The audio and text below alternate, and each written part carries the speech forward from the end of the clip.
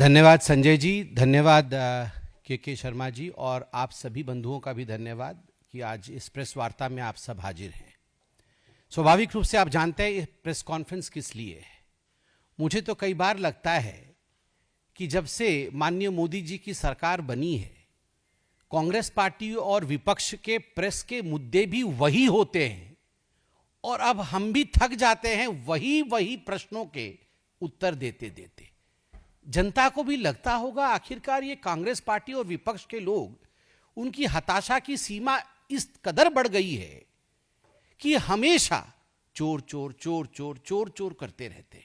अब जब देखिए राफेल के समय चौकीदार चोर, अब देखिए तो वोट की चोरी। ये स्वाभाविक है, जिसके स्वभाव में जो होता है उन शब्दों का प्रयोग वो बार बार करता है। आप देखिए दो लड़के, उत्तर प्रदेश में भी दो लड़के थे, यहां और दो लड़के हैं बिहार में। दो लड़के ये जेल यात्रा, बेल यात्रा सब कुछ करने के बाद अब कौन सी यात्रा कर रहे हैं पता नहीं, चोरी की यात्रा। कुछ नहीं होने वाला है, कुछ नहीं होने वाला है। जनता जनार्दन है, सब कुछ जानती है। एक चारा चोर और दूसरा पूरे भारत के सब पदार्थों की चोरी करने वाले परिवार, ये मिलकर के संवैधानिक संस्थाओं को जो चोर घोषित करने का काम कर रहे हैं, यह आपत्तिजनक है। कल इलेक्शन कमीशन ऑफ इंडिया ने, चुनाव आयोग ने एक प्रेस कॉन्फ्रेंस किया। तमाम आयोग के सदस्य बैठे थे और मैं कहूंगा कि point by point technical rebuttal उन्होंने दिया है। टेक्निकल, किस प्रकार से एसआईआर होता है, एसआईआर क्यों होता है। बिहार में 20 वर्ष पहले एसआईआर इंटेंसिव रिवीजन हुआ था, 20 वर्ष के बाद 2003 के बाद पुनः हो रहा है। जिन लोगों के मन में प्रश्न था कि अभी क्यों हो रहा है, चुनाव से कुछ महीनों पहले, तो उसका भी जवाब दिया गया कि 20 साल पहले जो हुआ था उस समय का कालखंड भी चुनाव का कालखंड ही था, उस समय ही हुआ था, उस समय किसी की आपत्ति नहीं थी। क्यों जीरो एड्रेस होता है, क्या जीरो एड्रेस होता है, एक ही एड्रेस में अनेक नाम क्यों होते हैं। 1966 से लेकर 1977, 1981 सभी रिवीजन्स के उदाहरण दिए गए हैं। आज अखबारों में भी छपा हुआ है कि जीरो एड्रेस क्यों होता है। ये सारे टेक्निकल विषय पे इलेक्शन कमीशन ने विस्तार से जवाब दिया, मगर जो ना समझे उसको समझाया नहीं जा सकता है। जो ना समझे वो अनाड़ी ही है। ये अपने आप को खिलाड़ी समझते हैं मगर वो हैं अनाड़ी, और कुछ नहीं उनका होने वाला है। वो समझना नहीं चाहते हैं। वो चाहते हैं कि यहां पर अफरा तफरी का माहौल बने, हिंदुस्तान में अफरा तफरी का माहौल बने, एक कैओटिक सिचुएशन बने, और अफरा तफरी में किस प्रकार से उन्हें कुछ राजनीतिक लाभ मिले, यह उनका प्रयास है। आज मैं देख रहा था अनेक पॉलिटिकल पार्टी के लोग बैठकर प्रेस कॉन्फ्रेंस कर रहे थे। मेरा सवाल है इन तमाम पॉलिटिकल पार्टी के रिप्रेजेंटेटिव्स से और उनके पार्टी के नेताओं से, क्या आपकी खंडपीठ बड़ी है या सुप्रीम कोर्ट की खंडपीठ बड़ी है? जब सुप्रीम कोर्ट में किसी विषय पर सुनवाई हो रही है, जब सुप्रीम कोर्ट ने एसआईआर पर रोक नहीं लगाया है, तो आप कौन सी खंडपीठ है? ये कौन सी खंडपीठ है जो आके 7 लोग बैठ गए और आपने घोषणा कर दी कि चोरी हो रही है? यह दिखाता है कि संवैधानिक संस्थाओं के प्रति कितनी संवेदनशीलता आप में है, या यूं कहिए कि कितनी संवेदनशीलता नहीं है। आप खिलवाड़ करते हैं संवैधानिक संस्थाओं के साथ, और केवल इलेक्शन कमीशन, चुनाव आयोग के साथ ही खिलवाड़ किया हो ऐसा नहीं है। ऐसी कोई संवैधानिक संस्था भारतवर्ष में नहीं है जिसके विरोध में कांग्रेस पार्टी, राहुल गांधी, गांधी परिवार और गांधी परिवार के इर्द गिर्द घूम रहे बाकी पारिवारिक पार्टी जो हैं उन्होंने हमला न किया हो। राम मंदिर का जब वर्डिक्ट आया था, याद करिए, ये वही लोग हैं जिन्होंने सुप्रीम कोर्ट तक उंगली उठा दिया था। उस समय सुप्रीम कोर्ट की तरफ उंगली दिखा करके बायसनेस कहा था इन्होंने कि ये सुप्रीम कोर्ट भी कहीं ना कहीं लगता है बायस्ड है। उस समय आर्टिकल छपते थे सुप्रीम कोर्ट के विरोध में, जजेस के खिलाफ। ये वही लोग हैं जिन्होंने आर्मी के चीफ, भारत के आर्मी के चीफ को सड़क का गुंडा तक कहने की हिमायत की थी। ये वही लोग हैं जो air strike, surgical strike, operation Sindoor के पश्चात जो आर्मी के ऊपर भी हमला करने से नहीं बचते हैं, नहीं कतराते हैं और सबूत डिमांड करते हैं, एविडेंस मांगते हैं।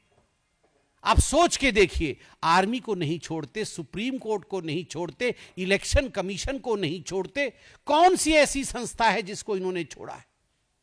इनको लगता था और अभी भी लगता है कि सत्ता पे बैठना ये इनका जन्मसिद्ध अधिकार है। सत्ता उनको सिंहासन दिखता है। उनको लगता है ये जो प्रधानमंत्री की कुर्सी है ये सिंहासन है और सिंहासन विरासत से मिलती है। नहीं, सिंहासन विरासत से नहीं मिलती है, सेवा से मिलती है। और आज जो खंडपीठ बैठी थी, ये जो पॉलिटिशियंस की खंडपीठ बैठी थी, उनमें से एक पॉलिटिशियन कह रही थी कि लोकसभा को भंग कर देना चाहिए। अरे पहले आप तो रिजाइन करो। लोकसभा को भंग कर देना चाहिए। जब से माननीय नरेंद्र मोदी जी प्रधानमंत्री हैं, तब से ममता बनर्जी जी, उससे पहले से हैं, मगर ममता बनर्जी तो तब से हटी नहीं है सत्ता से। बंगाल के विधानसभा में ममता बनर्जी आसीन है। क्यों नहीं ममता बनर्जी अपने विधानसभा, जो कि उसका चुनाव इलेक्शन कमीशन के अंतर्गत ही हुआ है, क्या उन्होंने कभी कहा कि हमें खंडित कर देना चाहिए, हमें भंग कर देना है बंगाल के विधानमंडल को, विधानसभा को? तेलंगाना, कर्नाटक, जहां पर कांग्रेस की सरकार है, क्या कांग्रेस पार्टी भंग कर देगी? भंग कर दीजिए। इसी इलेक्शन कमीशन ने कराया है चुनाव। आपको अगर लगता है अनफेयर है तो आप भंग कर दीजिए। देखिए, इलेक्शन कमीशन इनको चिट्ठी पर चिट्ठी लिखती है, इलेक्शन कमीशन इनको ईमेल पर ईमेल भेजती है कि आइए हमसे चर्चा करिए। एक दिन इलेक्शन कमीशन के पास नहीं जाते। इलेक्शन कमीशन ने कहा 45 दिन का समय होता है। ये इलेक्शन कमीशन क्या कहेगी? ये भारत का संविधान कहता है 45 दिन का समय होता है। आपको अगर लगता है आपके विधानसभा में, आपके लोकसभा में गड़बड़ी हुई है, जिसके कारण से विपक्ष का प्रतियोगी जीत गया है, विपक्ष का कैंडिडेट जीत गया है, तो 45 दिन के अंदर कोर्ट की शरण में जाइए। आप जाके रिट पिटीशन करिए, इलेक्शन रिट पिटीशन करिए। एक ने इलेक्शन रिट पिटीशन किया, ना बीएलए कंप्लेन करेगा, ना इलेक्शन रिट पिटीशन होगा।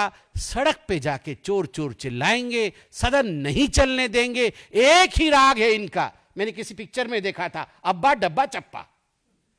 मतलब कुछ भी हो जाए, जैसे हारेंगे अब्बा डब्बा चप्पा, बस सब चोर है, सब खराब है, सिस्टम खराब है, कुछ नहीं समझना है, खाली अब्बा डब्बा चप्पा।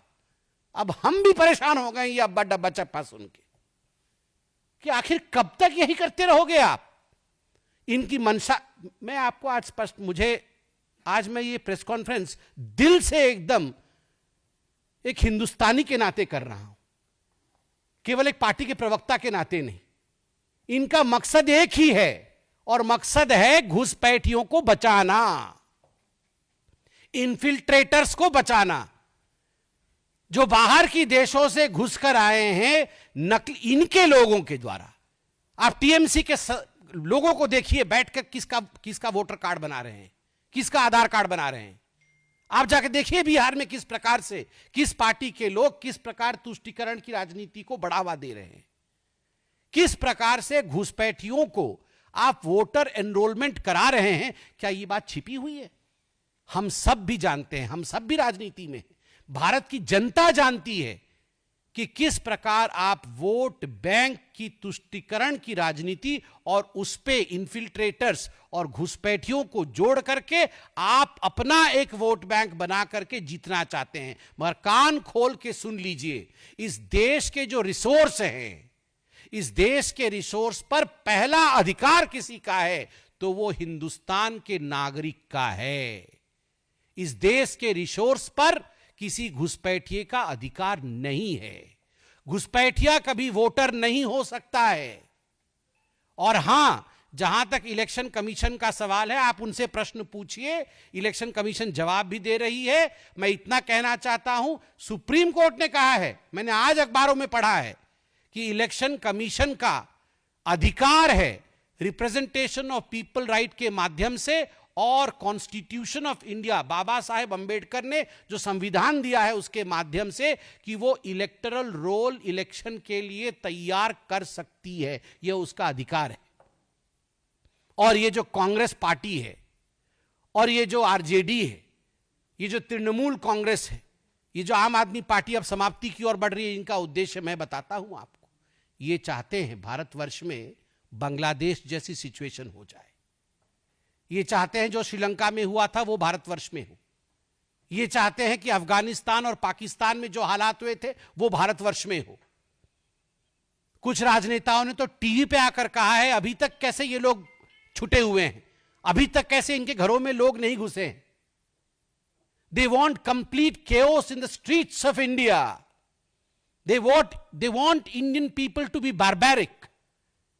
वो चाहते हैं कि भारत के लोग हिंसा पे उतारू हो जाएं, सड़क पे आ जाएं, मार काट मचे और उसमें ये फायदा उठाएं। बट यही फर्क है हिंदुस्तान में और बाकियों में। भारत के लोग समझदार हैं, हमारे में विवेक है, हमारे अंदर एक हजारों वर्ष की सिविलाइजेशनल, जिसको कहते हैं हम, की एक सांस्कृतिक विरासत है। इतनी बड़ी सिविलाइजेशन हम हैं कि उसकी जो विरासत है उसके कारण क्या सच है और क्या झूठ है यह लोग समझते हैं। और इसीलिए लोगों की समझदारी के आगे जितना भी ये हल्ला मचाए, जितना भी ये चोर चोर करे, कौन चोर है और कौन पुलिस है ये जनता जानती है और उसी के मुताबिक वोट करती है। आप देखिएगा, मैं आज एक चित्र देख रहा था 2005 में यही वो राहुल गांधी और यही वो उनके लोग जिस सड़क पर आज वो दंदना कर मुंह छिपा के भाग रहे हैं गाड़ी में, उस समय नाव में जा रहे थे क्योंकि बारिश के दिन में डूब गया था बिहार का वो सड़क। डूबे सड़क से चमचमाते सड़क, यह दिया है एनडीए ने, यह दिया है मोदी जी ने और भारतीय जनता पार्टी ने। स्वाभाविक रूप से पहली इनकी किस्मत चमचमाती थी, अब सड़कें चमचमा रही है, तो इनको चाहिए डूबे हुए सड़क, मगर इनके किस्मत चमके, ये यही चाहते हैं, जनता नहीं होने देगी। कोई प्रश्न हो तो अवश्य पूछे। प्रश्न सादर आमंत्रित है। राहुल गांधी लगातार ये कर रहे हैं कि गरीबों का वोट काटा जा रहा है, हम गरीबों के हक की लड़ाई लड़ रहे हैं। उन्हें हमसे तो लखनऊ मांगा जाता है, गंगा ठाकुर लखनऊ ही मांगा जाता है। देखिए, राहुल गांधी कौन से गरीब की लड़ाई लड़ रहे हैं हमको भी पता है। राहुल गांधी लड़ रहे हैं अपने लिए, क्योंकि राहुल गांधी जी को लगता है कि वो एंटाइटल्ड है। उनको लगता है कि इस देश पे शासन करने का अधिकार गांधी परिवार के पास है। गांधी परिवार अगर शासन से बाहर होती है तो वो जल बिन मछली जैसी उनकी हालत होती है। तो सब हमेशा इमरजेंसी लगाया उन्होंने। तो ये गरीब, कौन सी गरीब की लड़ाई लड़ रहे हैं राहुल गांधी? कौन गरीबी का डेफिनेशन जानते हैं राहुल गांधी? गरीबी की स्पेलिंग बता देंगे राहुल गांधी? आप बताइए। नहीं, वो सब कुछ, हम कलावती के घर गए, वो सब कुछ हमने ड्रामा देखा है राहुल गांधी का। इनके पूरे पुस्त आप देख लीजिए, गरीबी हटाओ, गरीबी हटाओ, गरीबी हटाओ, गरीबी हटाओ। जवाहरलाल नेहरू बोलते थे गरीबी हटाओ, इंदिरा गांधी बोलती थी गरीबी हटाओ, राजीव गांधी बोलते थे गरीबी हटाओ, सोनिया गांधी बोलती थी गरीबी हटाओ। अब राहुल गांधी बोलते हैं गरीबी हटाओ। उनको बोलने का मौका नहीं मिलेगा वैसे तो, मगर बोलते तो रहते हैं प्रेस कॉन्फ्रेंस में गरीबी हटाओ। मगर हटाया किसने गरीबी? 25 करोड़ लोगों को अगर गरीबी रेखा से ऊपर उठाया तो वो मोदी जी ने उठाया। तो कौन गरीब के लिए लड़ रहा है? ये वोटर लिस्ट में जिसके नाम कटे हैं उसका एक प्रक्रिया है, संवैधानिक प्रक्रिया है, और वो संवैधानिक प्रक्रिया सुप्रीम कोर्ट अभी देख रही है। छाप कर भी इलेक्शन कमीशन ने दिया है, बीएलए कंप्लेंट करे बीएलओ को जाकर, तभी तो 1 महीने का समय दिया जाता है। गरीब हो या अमीर हो, देश के हर नागरिक के लिए संविधान ने अधिकार दिए हैं, बाबा साहेब ने अधिकार दिए, अधिकार का प्रयोग करे, केवल चोर चोर ना चिल्लाए।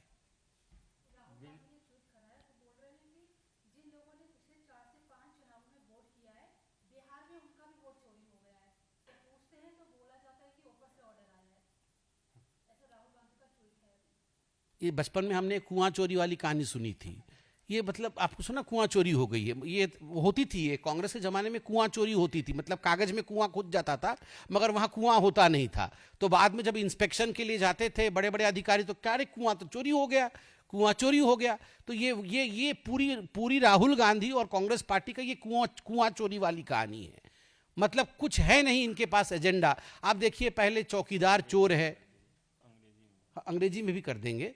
देखिए ये पहले चौकीदार चोर है, अब इलेक्शन कमीशन चोर है।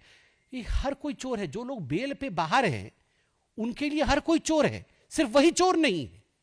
मैं तो मंच पे आज लालू जी को देख रहा था, मुझे तो आश्चर्य होता है, बेल पे बाहर हैं, चारा चोरी के लिए बाहर हैं और उनकी पार्टी चोरी चोरी करके प्रेस कॉन्फ्रेंस कर रही है, चोरी चोरी। बताइए क्या हो रहा है।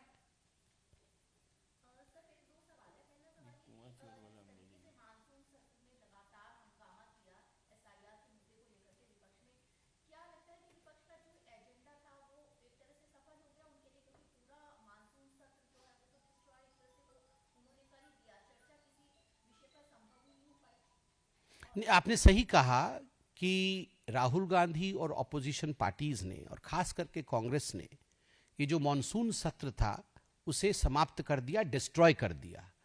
मगर आपने पूछा कि क्या वो सफल हो गए। याद रखिए, डिस्ट्रॉय और सफल ये दोनों शब्द कभी भी एक साथ नहीं जुड़ सकते हैं। जो डिस्ट्रॉय करता है, जो समाप्त करता है, जो खराब करता है, जो ध्वंस कर देता है बने बनाए चीज को, वो असफल ही होता है। तो कांग्रेस पार्टी ने अपने आप को देश के सामने उजागर किया है, दिखाया है कि हम ध्वस्त करते हैं। एक एक दिन में करोड़ों रुपए खर्च होते हैं। हम सभी सांसद यहां पर क्यों बैठे हैं? ताकि चर्चा, सार्थक चर्चा हो सके। और जिन विषयों में चर्चा मांगी थी उन विषयों पे तैयार है हम चर्चा करने के लिए, मगर ये चर्चा भी नहीं कर रहे हैं, ना चर्चा होने दे रहे हैं, केवल और केवल इसलिए क्योंकि इन्हें एक हंगामा काटना है और कोई भी मुद्दा नहीं है इनके पास। आप सोचिए, एक करप्शन का मुद्दा होता तो पार्लियामेंट में डिस्कशन करते, एक कोई देश में कोई गड़बड़ी हुई होती हमारे सरकार द्वारा तो पार्लियामेंट में हंगामा करते। वो उस विषय पे हंगामा कर रहे हैं जिस विषय में पार्लियामेंट इलेक्शन कमीशन के विषय को कैसे डिस्कशन करेगी। आप इलेक्शन कमीशन आपको बुला रही है, आप जाते क्यों नहीं डिस्कशन करने? आपको इलेक्शन कमीशन ने 5-5 बार बुलाया कि आइए, जो भी डाउट है आप हमारे साथ बैठ के डिस्कस करिए। Why doesn't Rahul Gandhi go and discuss? Why doesn't the Congress party go and discuss it with the election commission? क्योंकि चोर उनके अंदर है, उनके मन में है। एक सेकंड विनीत अभी बचे हैं, इसके बाद आप कर लीजिएगा। विनीत आ जाएंगे। विनीत को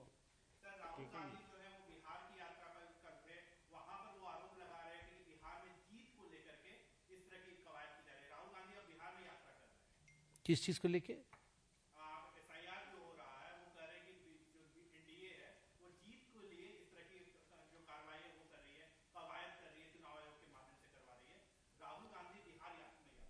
नहीं, देखिए, राहुल गांधी बिहार यात्रा में, वो तो पूरी देश में यात्रा कर रहे थे, अब उसका हश्र क्या हुआ वो भी आपने देखा है। देखिए, जहां जहां राहुल जाते हैं उसके बाद क्या होता है ये तो आपने हर चुनाव में देखा ही है। तो इसमें हमें आपत्ति नहीं है, वो थोड़ा ज़्यादा ही जाना चाहिए। हमारा भी मानना है कि राहुल थोड़ा ज़्यादा जाए, तेजस्वी से मेहनत नहीं हो पा रहा है इतना, थोड़ा राहुल जाएं, अच्छी बात है, डेमोक्रेटिक कंट्री है। जहां तक जीत का सवाल है, बिल्कुल हम जीतेंगे। हमने अच्छा काम किया है बिहार में, गरीबों के लिए काम किया है हमने बिहार में, हमने नौकरियां दी है बिहार में। हम सार्थकता के आधार पर, अच्छे काम के आधार पर, सकारात्मकता के आधार पर जीतेंगे और जीत हासिल करेंगे।